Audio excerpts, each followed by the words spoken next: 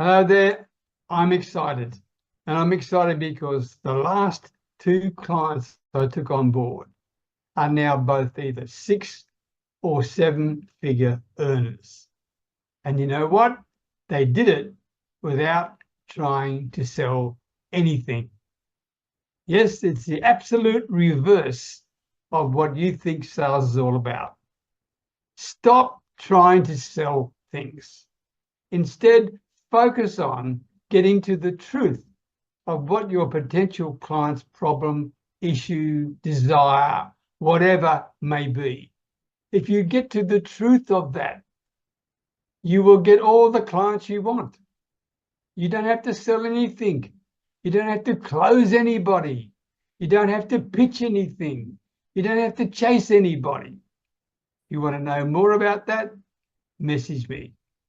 Is it free? Absolutely no, because it's worth thousands to you. I'll talk to you soon.